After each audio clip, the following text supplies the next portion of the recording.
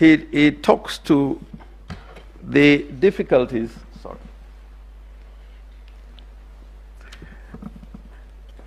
that confronts us in terms of the various announcements that the chairman of the Electoral Commission made. And he states that on the 9th of August 2022, the respondent issued a communique, that is on paragraph 10 of his affidavit, on the day of the election, that the total voter turnout at 4 p.m. nationwide was at 56.17%. And that statement update is annexed to the affidavit sworn by the second petitioner, Madam Martha Karua. Then, at the close of the voting, the first respondent again issued a statement that the total number of voter turnout, based on the KIMS kit, was 65.4%, which culminates in a total of 14,466,779 votes. And that communique is borne out in the affidavit again of the second petitioner.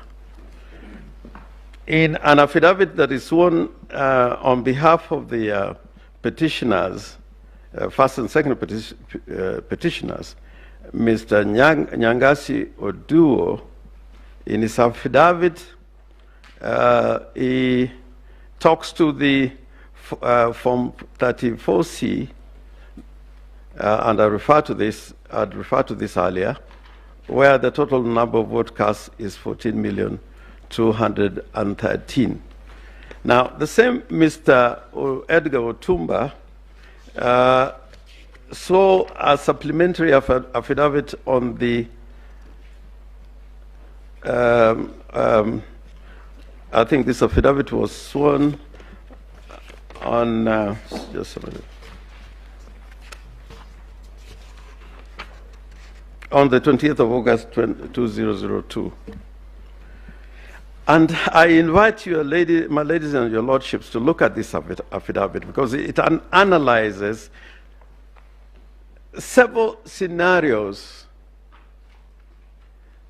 including scenarios where the rejected votes are not computed, and scenarios where the declaration made by the chairman of the Electoral Commission as to the manual votes which were cast, which were recorded 86,889,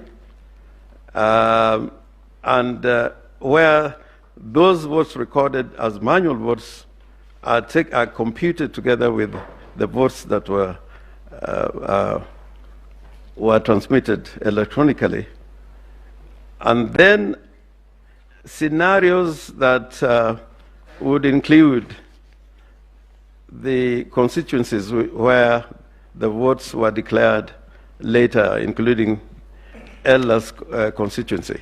Now, the central point, and I want to make this point again, that the case that we are trying to make out is that if you look at the declaration made by the chairman as to the voter turnout,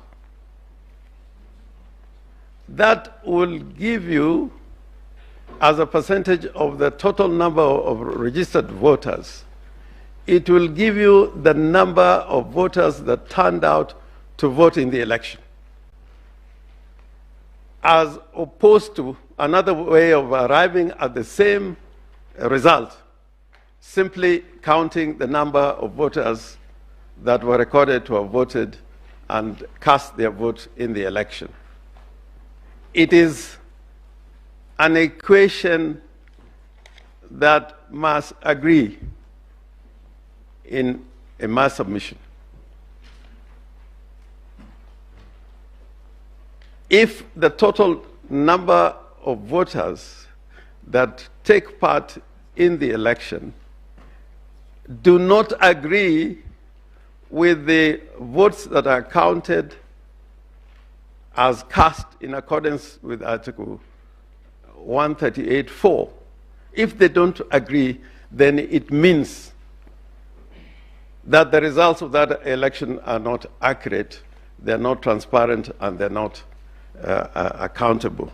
And therefore, I'm inviting your leaderships and your lordship to go through this affidavit of Mr. Edgar Uko Otumba, because he lays out clearly there's several scenarios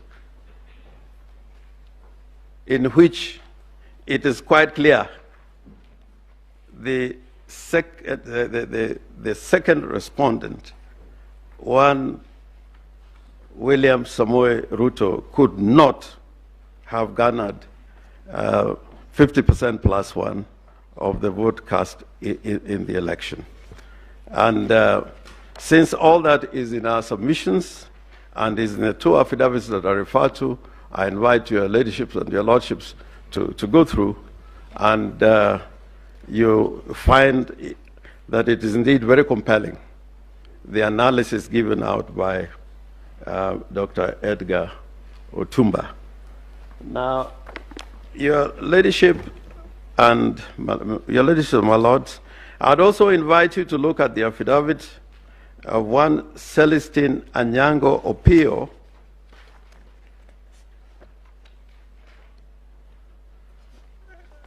and in that affidavit, which enumerates several constituencies,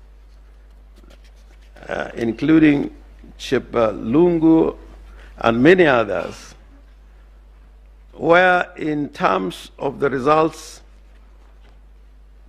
as transmitted to the public portal, there was a systematic deduction of the votes cast for the first petitioner, and the same number of votes that were deducted from the petitioner were added to the votes of the second respondent.